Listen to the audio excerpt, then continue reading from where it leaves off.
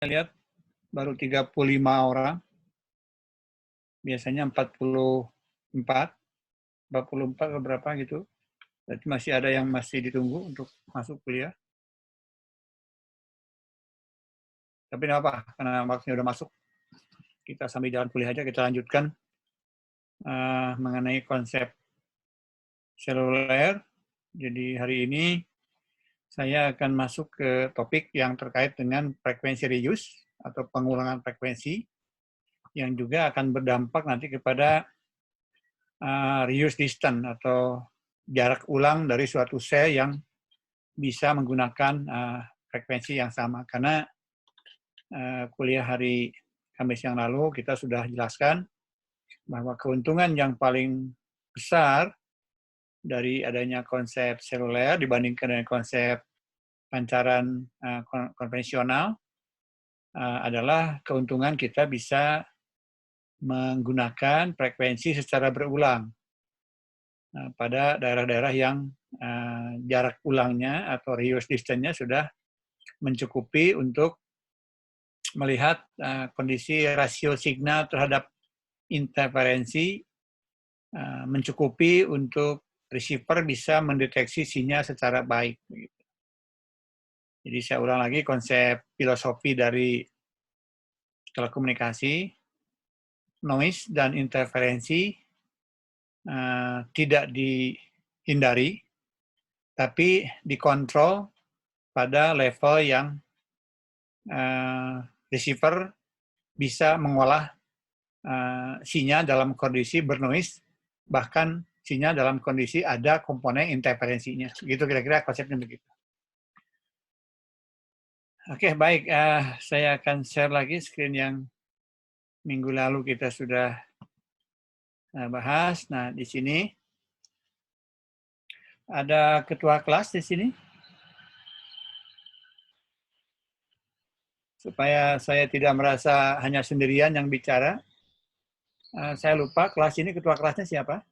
Kalau nggak salah, Dewa Mahardika, Pak. Belum masuk, Dewa? Sudah, Pak. Oke. Kalau saya minta acknowledgement supaya saya merasa bahwa interaksi berjalan ya, mungkin Dewa bisa tetap menghidupkan mikrofon supaya sambil mengontrol kalau network saya misalnya tidak stable, jadi Anda yang memberitahu saya kalau suara saya misalnya ada gangguan ya, mohon ya. Siap, Pak. Baik, ini slide ini menunjukkan bahwa generasi manapun dalam seluler, 1G yang analog, kemudian 2G masuk ke digital, 2,5G ada peningkatan kecepatan data ke GPRS, bahkan ada juga 2,75G ke teknologi Edge, 3G itu sudah menuju ke jaringan IP, voice IP juga. Sekarang kita ada di 4G pakai LTE atau WiMAX misalnya. Semuanya memang secara konsep pembangunan infrastruktur dari sisi cakupan, dari sisi coverage, semuanya menggunakan konsep teknologi seluler gitu. Ya, jadi nanti mungkin yang perbedaannya di mana, perbedaannya lebih ke arah penggunaan frekuensi, teknologi multiple access, kemudian fitur-fitur yang disediakan oleh masing-masing teknologi berbeda memang. Semakin generasi lebih mutakhir, semakin bagus, semakin canggih dari sisi teknologi, kemudian fitur-fitur yang disediakan oleh operator. Nah, tapi kalau dilihat dari sisi konsep membangun infrastruktur jaringan, terutama menyangkut masalah cakupan, coverage, semuanya sama. Semuanya menggunakan teknologi atau menggunakan konsep seluler, di mana updating-nya atau evolusinya, perkembangannya dari sisi dimensi sel itu memang mengecil, gitu ya. Jadi kalau dilihat dari sisi konsep membangun infrastruktur jaringannya itu semuanya menggunakan konsep seluler, hanya bedanya di mana dimensi dari selnya yang di 1G itu puluhan kilometer cakupannya, kemudian di 2G juga masih beberapa kilometer, masuk ke 3G mengecil lagi ke beberapa ratus meter, Di 4G kita udah berada pada level sel-sel dimensinya hanya puluhan meter yang kita sebut femtosel. Gitu. Itu ya. Sehingga dengan atau sebagai dampak dari persamaan dari konsep membangun infrastruktur jaringan selulernya, karena semuanya menggunakan konsep seluler, jadi kita harus paham bagaimana merencanakan jaringan supaya bisa mencakup area yang akan dilayani, kemudian menggunakan spektrum frekuensi yang most efficient, yang paling efisien, kemudian kehandalan jaringan dari sisi mobilitas juga tetap terjamin. Tentu kan kalau dimensi sel yang semakin mengecil, salah satu dampak yang harus kita perhitungkan adalah untuk user yang memiliki mobilitas tinggi, artinya bergerak dengan kecepatan yang agak cepat, itu akan mengalami frequent handover namanya. Frequent handover artinya akan mengalami proses handoff atau handover yang sering terjadi. Karena dalam satu durasi komunikasi beberapa menit, kalau mobilitasnya tinggi, tentu dia akan menjelajahi atau berpindah-pindahnya cukup banyak.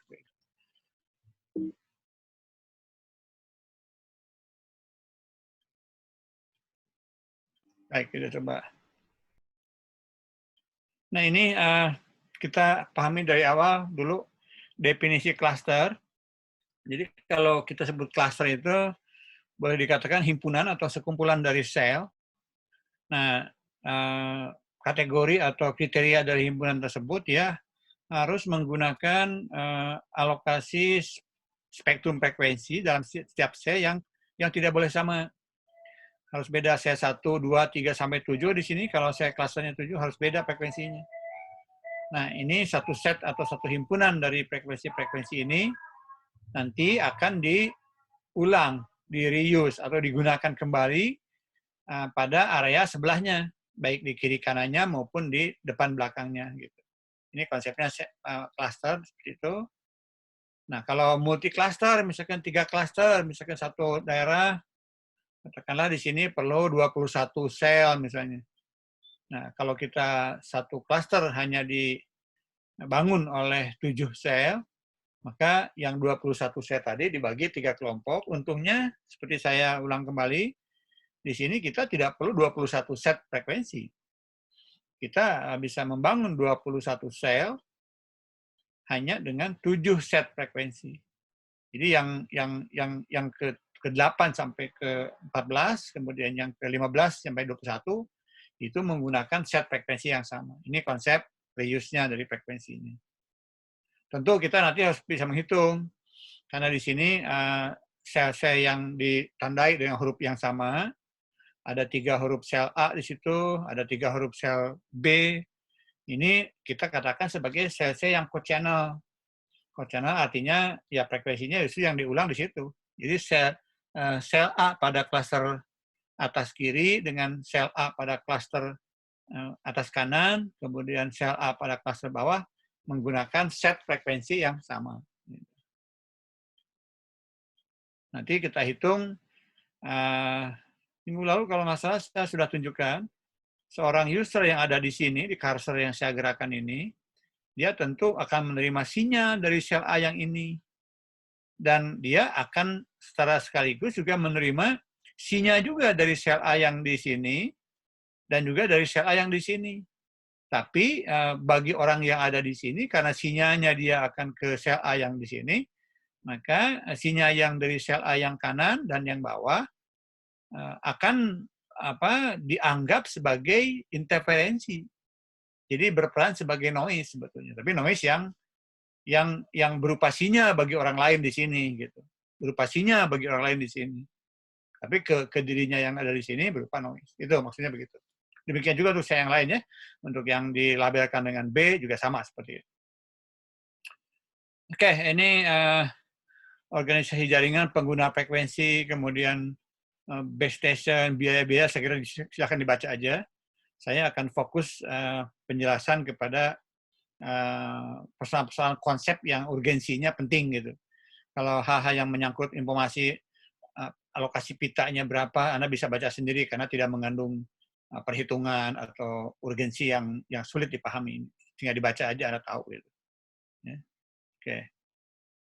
Oke, jadi saya mulai dari sini. Frekuensi reuse di sini, ya. Nah ini, kalau saya kasih warna yang lebih bagus, ini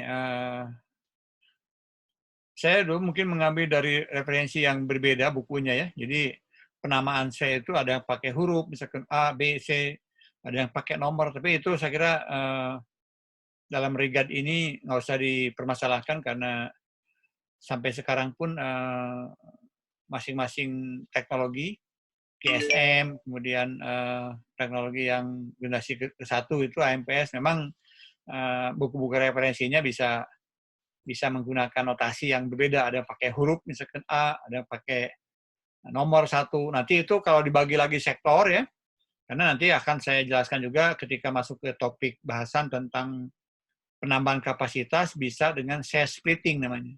Cell splitting itu, nah cell yang berbentuk heksagonal ini nanti akan dibagi 3 sektor. Nah itu penambahan sektor bisa aja kalau penomoran cell-nya angka 1, 2, 3, maka pembagian sektornya nanti akan pakai huruf, sektor A, B, C gitu. Sebaliknya kalau teknologi atau generasi yang pakai nomor huruf untuk melabelkan sel, nah begitu dia perlu melabelkan untuk sektor, dia pakai angka misalkan.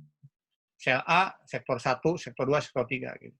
Ini gambarnya seperti ini. Sel yang warna kuning ini kita sebut dengan sel cochannel. Nah, kalau kita lihat sel yang lain 3 di sini, 3 di sini, 3 di sini akan sama. Nah, jadi kita manage dengan bentuk seperti ini. Kalau ada 3 klaster, setiap orang pada sel yang ke arah sel yang mana dia berafiliasi koneksinya, dia akan selalu dibarengi dengan menerima interferensi dari sel-sel cochannel di tetangganya gitu. Nah ini gambaran lebih jauh lagi dengan nomor frekuensi yang sama di sini.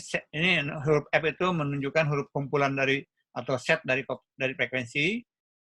Nah ini juga sama dengan 7 set frekuensi dalam satu sel. Di sini ada 5 klaster. Maka yang terjadi adalah seperti yang ditunjukkan pada gambar. Di sini membedakan warna untuk membedakan klaster. Ya dalam kenyataan di lapangan nggak kelihatan. Karena orang membangun jaringan kan yang kita deteksi hanya level sinyalnya, bukan warnanya. Oke, baik. Ya. Nah ini untuk berapa sebetulnya jumlah sel dalam satu klaster yang bagus gitu ya, yang bisa nanti kita hitung kan nilai meritnya, nilai kualitas sinyalnya diukur oleh rasio antara sinyal yang diterima dari base station yang kita hubungkan komunikasinya dengan sinyal dari semua base station co-channel yang ada di tetangganya sebagai dampak dari pembentukan klaster gitu. Itu nilai merit dari komunikasi. Nah, sekarang tentu kalau kita menggunakan jumlah sel untuk setiap klasternya berbeda, maka konfigurasi dari struktur dari suatu daerah, di suatu kota misalnya, akan berbeda. Nah, kita sekarang harus dilihat, pertama, untuk supaya mencakup semua area, itu jumlah sel per klasternya berapa. Kita sebut cluster size. Cluster size itu ada 4, ada 7, ada 19, 12, itu angka yang menunjukkan jumlah sel per cluster gitu ya. Nah itu beberapa requirement, beberapa persyaratan harus dipenuhi. Pertama untuk menghitung supaya nilai perbandingan signal kepada interferensinya memenuhi persyaratan. Yang kedua, kalau daerahnya cukup luas, maka karena klaster-klaster ini akan diulang beberapa kali, bisa 2, 3, bisa puluhan kali kalau areanya luas sekali. Nah, itu harus menjamin kontinuitas gitu. Harus menjamin bahwa pengulangan bentuk klaster itu harus berlaku secara kontinu gitu. Nah, ini ada syarat-syaratnya di sini. Ini dengan warna seperti ini kan, supaya jelaskan. Ada warna-warna yang sama, ini menunjukkan CC yang co-channel. Oke, saya akan. Nah, ini cara untuk karena kalau pakai warna kan mudah ya untuk mendeteksi sel yang co-channel pakai warna begini nggak apa kelihatan gitu. Tapi kan kalau di lapangan nggak, sinyal yang diradiasikan oleh antena BTS nggak berwarna. Gitu. Bagaimana caranya? Nah, kita harus ada metode untuk mengukur. Caranya begini, ya. Jadi kita untuk menentukan sel co-channel itu, kalau kita nanti akan saya jelaskan, ini kan prosedurnya tuh ada nomor 1, kita bergerak sebanyak I sel sejauh dalam konteks sumbu heksagonal gitu. Dalam contoh ini kalau kita bergerak dari sel A yang ini melangkah ke 1 sel, 2 sel, 3 sel ke sini kan. Nah, itu berarti I di sini 3 gitu. Nah, kemudian prosedur nomor 2, kita belok 60 derajat. Belok ke atas ini 60 derajat. Nah, kalau kita bergerak sebanyak J sel, dalam hal ini kan setelah kita bergerak I selnya 3, ini bergerak sel nomor 1, nomor 2. Nah, ini 2 berarti J-nya. Nah, J sel 2, berarti di sini I-nya 3, J-nya 2. Nah, kita bergerak ke sini. Jadi ini sel co-channel. Demikian juga ke arah yang lain, kalau kita bergerak ke atas, misalkan sebanyak I, dalam hal ini I-nya 3, 1, 2, 3, belok 60 derajat, 1, 2, nah, jadi ini menggunakan I3, J2, ini sel co-channel di sini. Nah, itu caranya. Ya. Nah, sekarang pertanyaannya bagaimana menentukan I dan J? I dan J dalam konsep seluler, kita harus menggunakan formula yang memenuhi syarat. Ini rumusnya. Jadi kalau masalah heksagonal ya, saya skip aja ini. D itu adalah jarak antara pusat dari satu sel ke sel yang lain. Kemudian R ini adalah bentangan dari pusat atau dari sentral sel. Kalau BTS-nya taruh di tengah-tengah heksagonal, berarti dari BTS sampai ke ujung sel. Ini R, radius. Gitu. Nah, kemudian D di sini jarak antara 2 sel yang berdekatan, karena bentuknya heksagonal. Ini D itu Anda bisa buktikan, D itu bukan 2R, karena 2R itu kan jarak terdekat. Ini jarak terjauh. Jarak terjauh kalau sudutnya heksagonal, dia R akar 3. Anda silakan digambarkan. Bisa digambarkan itu kenapa jarak antara 2 sel yang berdekatan itu adalah R akar 3, ya, karena bentuknya heksagonal. Ya. Heksagonal itu sudutnya 60 atau 120 derajat gitu sudutnya. Nah, kemudian kalau kita N kita sebutkan sebagai jumlah sel per klaster, syaratnya supaya bisa continue dan bisa kita hitung secara iterasi ininya, jumlah sel co-channel-nya. Nah, kita harus memenuhi rumus ini. Jadi jumlah sel per klaster N dalam hal ini harus memenuhi formula I kuadrat tambah J kuadrat ditambah I kali J. Nah, IJ-nya itu boleh 0, 1, 2, 3, berapapun boleh. Nah, selama nilai N bisa kita dapatkan dengan menggunakan kombinasi atau permutasi dari I dan J seperti ini, misalnya I-nya 0, J-nya 1, berarti kan hanya 1 sel kan? 1 kuadrat tambah 0 kuadrat tambah 1 kali 0 kan 1 sel, berarti dia single sel gitu. Bukan cluster. Nah, kalau I-nya 1, J-nya 1, berarti ini 1 kuadrat tambah 1 kuadrat tambah 1 kali 1. Berarti 3. Nah, 3 sel per cluster. Dan seterusnya, kalau I-nya 1, J-nya 2, I-nya 3, untuk contoh yang barusan saya jelaskan, kan ini I-nya 3, J-nya 2 ini. Berarti kalau masuk ke formula ini, 3 kuadrat 9, tambah 2 kuadrat 4, 13, tambah 3 kali 2, 6, 19. Nah, ini bentuk seperti ini tuh, ini 19 ini. Satu klasternya ada 19 sel. Gitu. Ya. Ini, selama memenuhi itu, ini bisa kita develop atau bisa kita konstruksikan untuk membangun suatu cakupan seluler dalam suatu daerah. Ya. Nah, ini silakan Anda gambarkan bentuk heksagonal ini, mana yang masuk ke R, mana yang masuk ke D, kemudian kenapa jarak antara 2 sel yang berdekatan D tadi sama dengan R akar 3. Nah, di sini bisa kita buktikan angka yang akan mencerminkan kualitasinya. Nah, di sini kalau kita lihat nih. Kalau kita definisikan sel yang paling atas itu merupakan sel di mana seorang user itu melakukan koneksi atau berafiliasi dengan BTS yang ada di sini, kemudian tentu kan saya berikutnya ini tidak perlu dipertimbangkan karena frekuensi saya berikutnya beda gitu. Nah, saya berikutnya lagi masih beda. Kalau yang paling bawah ini merupakan shell code channel dari saya yang paling atas, jadi ini saya yang paling atas dengan saya yang paling bawah merupakan shell code channelnya dalam struktur ini misalnya. Kita membandingkan ini A ini dengan A yang di atas atau A yang tengah dengan A yang di sebelah kanan. Ini kita anggap sebagai membandingkan saya yang atas ini code channel dengan saya yang ujung bawah gitu. Nah, kita di sini akan menggunakan konsep reuse frekuensi sekaligus kita akan menghitung konsep reuse distance, jarak ulangnya yang dicirikan dengan D besar di sini gitu. Nah, di sini apa yang kita bisa langsung tebak di sini? Kalau seorang user terhubung ke saya yang paling atas, dia kan jarak komunikasinya kan R. Ya R atau kurang dari R lah gitu, ya. Sinyal yang dia terima itu akan dihitung berdasarkan jarak jangkau dari BTS sejauh R. Karena kalau dia udah melebihi R, dia akan connect ke saya berikutnya. Frekuensinya lain di sini gitu. Beda frekuensinya. Nah, sekarang kalau kita ambil suatu observasi kepada seorang user yang ada dalam cakupan wilayah saya yang paling atas, jaraknya R, berarti perhitungan redaman sinyal kan dihitung berdasarkan jarak jangkau R.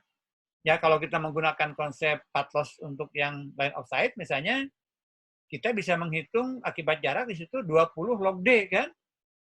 Kontribusi redaman path loss dari base station dengan jarak R, maaf, 20 log R maksud saya, salah tadi.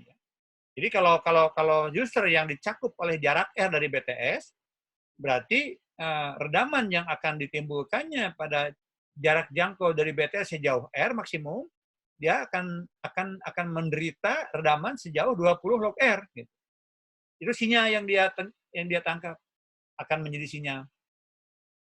Nah, kemudian interferensi yang akan dia terima dari shell code channel yang ada pada ujung bawah, karena jaraknya D kepada orang yang tadi dicakup oleh saya yang paling atas, berarti kontribusi interferensi dari shell code channel yang ada di ujung bawah itu akan dia merasakan adanya noise atau interferensi sejauh 20 log D. Nah, 20 log R di sini dengan 20 log D dari bawah karena D pasti lebih besar daripada R, maka tentu redaman yang diderita oleh sinyal yang jaraknya R lebih sedikit dibandingkan dengan redaman yang diderita oleh shell code channel yang jaraknya D, 20 log D. Nah, sehingga nanti akan berdampak kepada rasio antara sinyal yang diterima pada jarak R terhadap interferensi yang diterima dari saya yang jaraknya D akan mempunyai nilai yang lebih besar dari 1. Atau dalam desibel akan positif desibel gitu. Nah, selama perbandingan itu memenuhi syarat kemampuan receiver dalam mengolah sinyal, misalkan biasanya kan dalam demodulator, kalau rasio signal kepada noise atau kepada total interferensi, misalkan di atas 10 dB atau di atas 8 dB, maka kita bisa pastikan itu demodulator akan bekerja dengan mudah gitu untuk mendeteksi sinyal. Jadi nggak masalah, walaupun ada interferensi gitu. Nah, sekarang lalu seberapa besar rasio antara D ini, D reuse distance dengan R ini? Ya tergantung jumlah shell ini berapa. Gitu. Apakah hanya 2 yang menghalanginya atau yang memisahkannya, atau 3 atau 4, tergantung kepada bagaimana kita membangun ini. Gitu. Bagaimana kita membangun ukuran dari cluster ini. Gitu. Seberapa besar clusternya. Nah, cluster ditentukan oleh ukuran dari pada IJ berapa kita bekerja itu. Nilai I dan J berapa supaya kita bisa mengerjakan atau bisa menghitung dimensi cluster size. Gitu. Oke, itu ya, kira-kira begitu menjelaskannya supaya Anda bisa paham dengan baik. Nah, kemudian kalau kita hitung bentuk heksagonal, ini kalau kita menghitung di sini rasio antara ini gambar lingkaran ini mohon jangan dianggap sebagai kok di depan misalnya gambarnya heksagonal, di belakang kok lingkaran gitu. Nah ini sebetulnya antara lingkaran dan heksagonal itu kalau dilihat dari sisi R-nya ya ada perbedaan. Jadi R pada lingkaran itu kan dianggap konstan, sedangkan R pada bentuk heksagonal ada R yang ke arah D itu lebih sedikit. Kalau R yang ke arah ujung C yang paling jauhnya ke ujung ini lebih banyak. Makanya ada akar 3 di sini kan. Faktornya nah ini D jarak ini antara 2C R akar 3 gitu. Hanya untuk memodelkan aja. Nah, tapi Anda mesti bisa menurunkan atau menghitung bahwa perbandingan dari D kepada R terkait dengan jumlah sel per klasternya N, bisa dibuktikan ini rasio D terhadap R itu akar 3N, di mana N-nya jumlah sel per klaster. Jadi contoh untuk kalau klaster ini N-nya 19, ya, untuk ini 19, ini model begini. Nah, maka kita bisa menghitung perbandingan atau rasio dari D kepada R ini adalah akar dari 3 kali 19.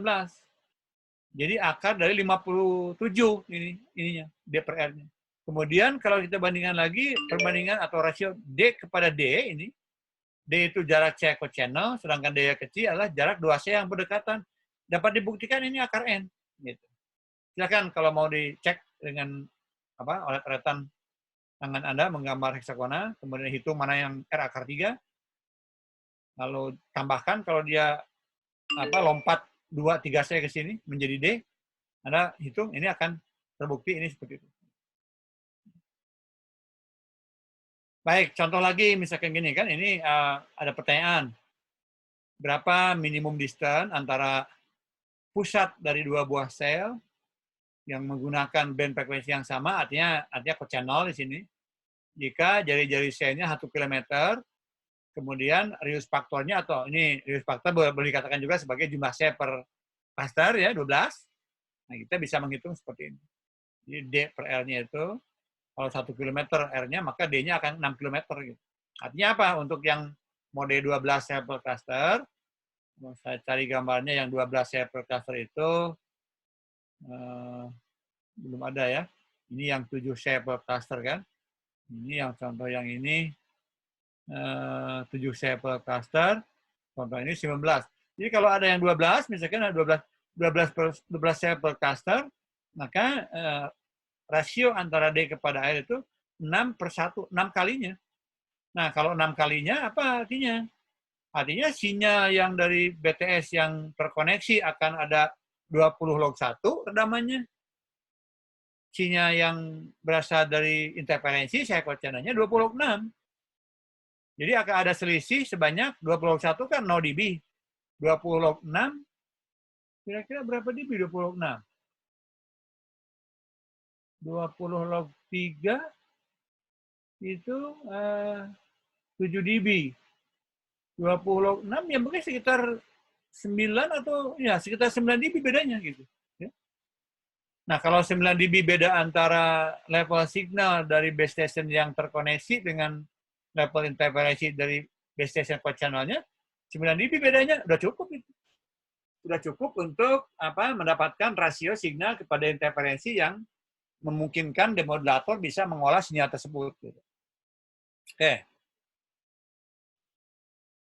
Nah, ini gambaran dalam ilustrasi klasternya ya. Jadi reuse distance digambarkan sebagai jarak antara dua sel channel. Nah, sekarang kita lihat dalam konteks untuk yang terjadi secara praktis di lapangan. Karena ya biasanya apalagi sekarang zaman generasi keempat itu, mulai generasi ketiga keempat, dimensi selnya itu kecil-kecil, maka sudah dipastikan kalau cakupan dari suatu daerah perkotaan, misalkan dia akan melibatkan mungkin puluhan klaster, bahkan bisa aja ratusan klaster. Jakarta misalkan ya bisa sangat banyak klasternya. Sehingga kita harus membuat suatu formula yang sifatnya bisa dibikin umum, di generalize gitu ya. Nah, gambaran ini kita akan coba mengilustrasikan bagaimana ini sel yang di tengah ini kan akan dilingkungi oleh channel di scalingnya. Kalau jumlah klasternya ini berarti ada 7 klaster nih. Gambar ini menunjukkan suatu sistem cakupan seluler dengan 7 klaster. Klaster yang satu di tengah, kemudian ini klaster di pinggirnya, di kiri, kanan, atas, belakang, diagonalnya, ada 6 klaster lain. Tentu setiap sel akan dipengaruhi oleh 6 cycle channel di sekelilingnya, gitu semuanya. Nah, kita akan menghitung sekarang signal kita simpulkan sebagai S, kemudian interferensi kita simpulkan sebagai I. Ya. Di sini kita abaikan dulu masalah noise thermal. Nah, noise thermal itu tidak bisa dihilangkan, tapi untuk supaya kita fokus paham kepada cara menghitung penggunaan frekuensi reuse, kita ignore dulu thermal noise sebagai N. Nanti kan di belakang tinggal nambahin aja. Jadi yang angka yang tepat untuk mengukur kualitas signal adalah S dibagi oleh I plus N gitu nantinya. N mewakili noise. Gitu. Tapi kita abaikan dulu sekarang. Karena kita lebih fokus kepada bagaimana menghitung kualitasinya berdasarkan interferensi. Nah, ini kan komponen I, karena di sini ada 6, ya, berarti kita I1 tambah I2 tambah I3 tambah I6. Gitu. Nah, rasio antara besarnya S dengan I tentu akan tergantung kepada rumus ini. Rasio antara D per R. Nah, kalau untuk misalkan satu klasternya ada 12 sel misalnya, berarti ini rasio D kepada R, angkanya bisa diketahui yaitu akar 3 kali 12. Jadi akar 36. Akar 36 kan 6. Berarti D per R 6 di sini. Artinya apa? Rasio signal kepada noise itu akan berbeda dengan selisih 20 log 6. Gitu. Nah, ini perbandingannya nih. Daya yang diterima pada jarak R dengan jarak referensi O, misalkan, akan dipengaruhi oleh perbandingan antara D pada jarak R adalah D, kemudian D pada jarak referensi O, apakah 1 km, ini kan dibiarkan sebagai O, P0, bukan PO ya. P0 itu sebagai titik referensi, apakah 1 km, 2 km, terserah. Untuk kasus ini kan D per R-nya 6/1, berarti P0-nya 1 km, PR-nya 6 km gitu. Tetap aja rasionya tuh D dibagi D, no? Nah, dipangkatkan oleh path loss slope namanya ini. Path loss slope itu artinya, ya kalau kita menggunakan konsep line of sight, misalnya berarti 20 kan, 20 log D, atau pangkat 2 gitu ininya. Tapi itu tidak pernah dipakai dalam seluler. Karena apa? Propagasi seluler itu tidak pernah menggunakan line of sight. Karena walaupun BTS-nya tinggi, tapi user-user yang menggunakan BTS itu kan ada di bawah, hanya ketinggian 1 meter kalaupun di outdoor.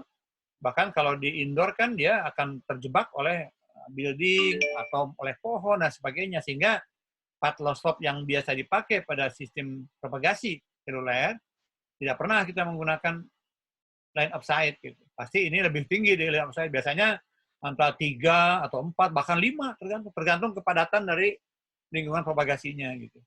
Ya.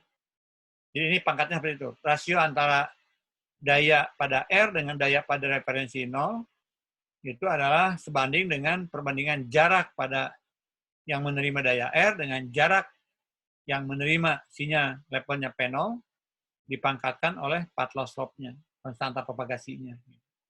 Oke. Nah, kalau kita modelkan ini cukup jauh, ya, D ini kita anggap cukup jauh, sehingga kita membuat proses suatu matematika model matematik gitu. Kita bisa menganggap sama kontribusi I1 sampai I6 itu, karena lokasinya ini relatif kepada gambar mobil ini menunjukkan user yang berada pada sel tengah gitu. Nah, kalau didekati secara sederhana, disederhanakan modelnya, maka kontribusi dari 6 buah cycle channel yang ada di sekelilingnya ini dianggap sama, sehingga kita bisa langsung hitung. Ini bisa dihitung, ini menggunakan perbandingan dari jarak, D dibagi D0, atau dalam hal ini D dibagi R ya, untuk supaya menunjukkan R adalah sinyal yang diterima oleh user di sel tengah, kemudian D sinyal yang diterima dari code channel, maka D per R-nya Q gitu. Nah, di sini bisa dipangkatkan minus lambda, jadi Q per minus lambda, langsung aja bahkan 6. Kalau kita anggap secara statistik, kontribusi interferensi dari semua cycle channel itu dianggap sama. dalam kenyataannya nanti akan ada variasi ya, karena lokasi dari user yang sedang dilihat nilai C2I-nya ini ada di mana, apakah di ujung atau di tengah. Demikian juga distribusi dari para user lain yang bersifat co-channel di sini juga bisa bervariasi sebarannya kan, bisa di ujung ke sini, bisa di ujung jauh, bisa di ujung dekat ke sini, tergantung orang berkeliaran di mana posisinya gitu. Ya. Tapi secara model matematis supaya kita bisa menghitung secara formula yang sederhana, maka kita anggap sama saja gitu. Anggap jumlah usernya sama, sebaran distribusinya misalkan dianggap merata, uniform di seluruh sel, sehingga kita bisa menggunakan rumus ini. Rumus ini rumus betul-betul yang kita membuat model yang ideal gitu. Jadi 1 dibagi 6 kali Q itu D per R, pangkat minus alpha, di mana alpha adalah path loss slope dari lingkungan propagasi yang ada di daerah ini semua. Oke, kita hitung jadi rumusnya. Ya. Oke, nah untuk menghitung itu dengan contoh mungkin lebih bisa menggambarkan lebih baik ya. Kalau kita misalnya contoh sistem generasi, contoh ini contoh generasi pertama pakai FM ya, analog kan. Kita ingat bahwa requirement atau persyaratan untuk supaya sinyal analog itu bisa menerima sinyal memang bedanya dengan digital. Sinyal analog itu supaya bisa diolah sinyalnya perlu nilai rasio signal kepada interferensi atau kepada noise yang tinggi. Di sini zaman-zamannya analog dulu itu signal hanya akan bisa diolah kalau rasio signal kepada interferensi maupun noise itu minimal 18 dB. Karena digital kan bisa dengan 7 dB bisa itu. Nah, karena sinyal digital lebih memberikan peluang untuk detektor bekerja lebih baik ketimbang detektor analog. Gitu. Ya. Nah, jadi kalau ini untuk contoh analog itu 18 dB, artinya kalau dihitung secara bilangan linear, 18 dB itu sama dengan 63,1. Nah, kalau kita perlu S2I-nya 63,1 perbandingan D per R-nya, kita bisa hitung nih. Ya. Jadi nilai Q-nya berapa? Nilai Q-nya kalau kita pakai rumus yang barusan kita turunkan di sini, ini kan nilai Q pangkat alpha dibagi 6 sama dengan akar 3N dibagi 6 pangkat alpha. Nah, pakai rumus itu untuk nilai analog kebutuhan kita 18 dB S2I atau 63,1 masuk ke sini. Nah, kalau misalkan alfanya diasumsikan dalam konteks lingkungan propagasi yang banyak gedung, banyak pohon gitu ya. Biasanya kita pakai antara 3 sampai 5, ambil saja tengah-tengahnya 4 di sini alfanya atau slope-nya. Nah, kita hitung rumus ini Q-nya perlu 4,41 untuk kondisi seperti ini.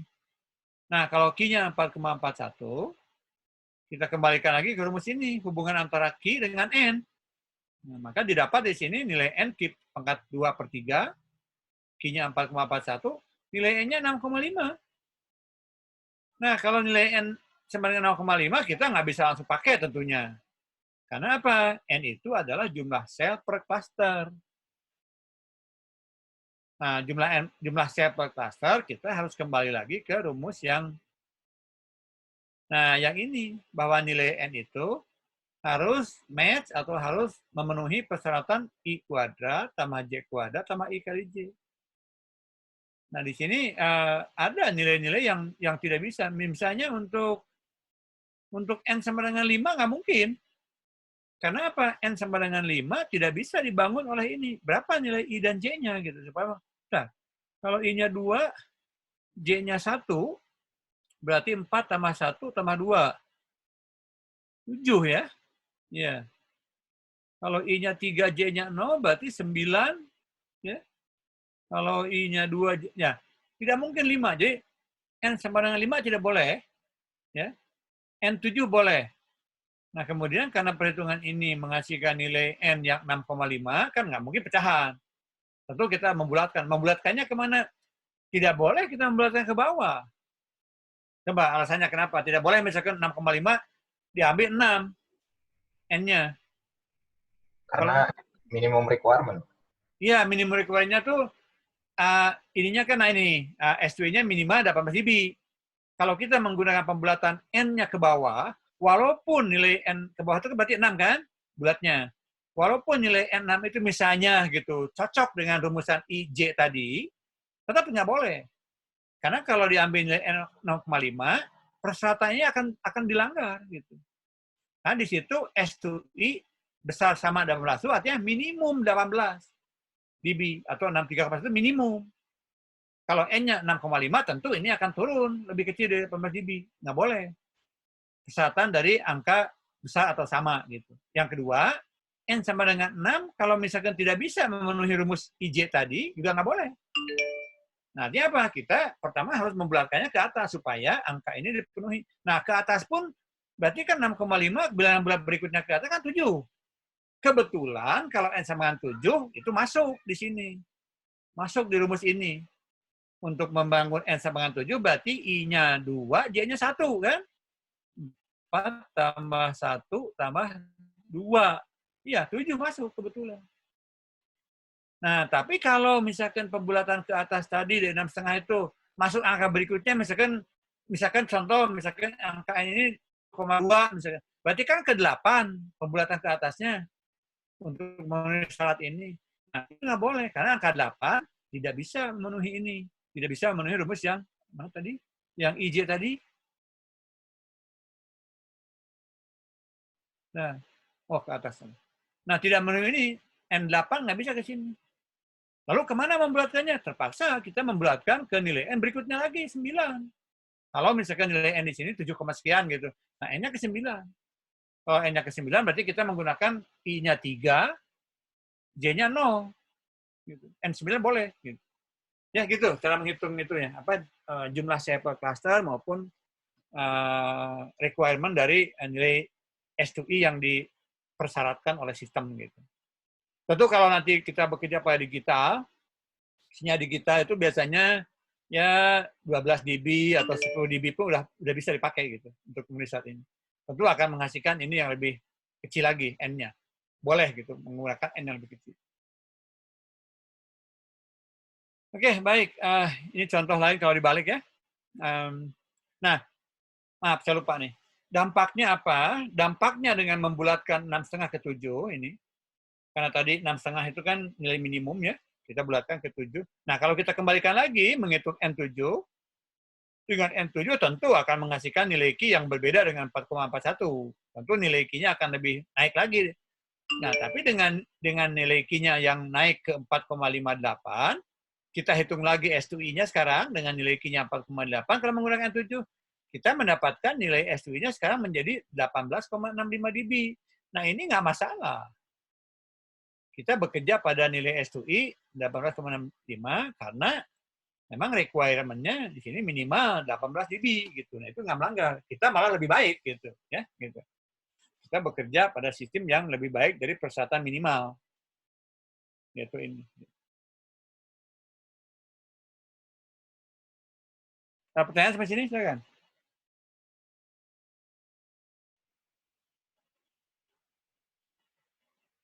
Oke, kalau enggak, contoh yang tadi saya sebutkan untuk kasus misalnya nilai N yang diperoleh itu misalkan 7,2, 7,3, maka pembulatan berikutnya kan ke N sama dengan 9 nih. Nah, kalau ke N sama dengan 9, berarti Q-nya dihitung lagi 5,19. Sehingga nilai S2 yang diperoleh dengan jumlah sampel cluster 9 mencapai 20,8 dB. Ini juga tidak apa-apa. Karena melebihi dari minimum. Demikian juga kalau kita menggunakan N yang 12. Gitu. Maka nilai Q-nya 6, kemudian S2-nya 23,3 dB.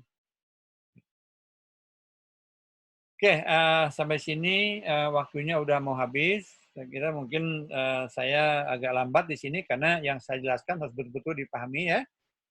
Nanti hari Kamis saya akan lanjutkan dengan hubungan antara interferensi dengan sistem capacity nanti.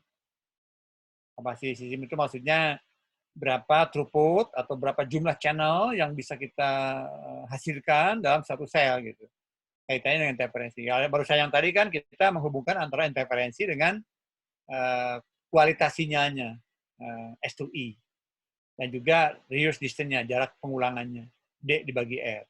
Nanti minggu depan saya akan masuk ke bagaimana kita mengkaitkan antara interferensi dengan kapasitas sistem. Ya, dalam konteks voice call biasanya kapasitas sistem itu ditunjukkan dalam bentuk jumlah channel voice per cell atau per cell. Nah, dalam konteks data kita bisa menghitung berapa throughput total dalam satu sel begitu. Oke, saya kira waktunya udah habis. Tapi kalau masih ada yang mesti ditanyakan, saya beri kesempatan 1-2 menit silahkan. Permisi Pak, saya mau nanya. Silakan. Halo, Pak. Aduh. Ya, saya persilahkan. Suara Anda tadi muncul tapi tenggelam lagi.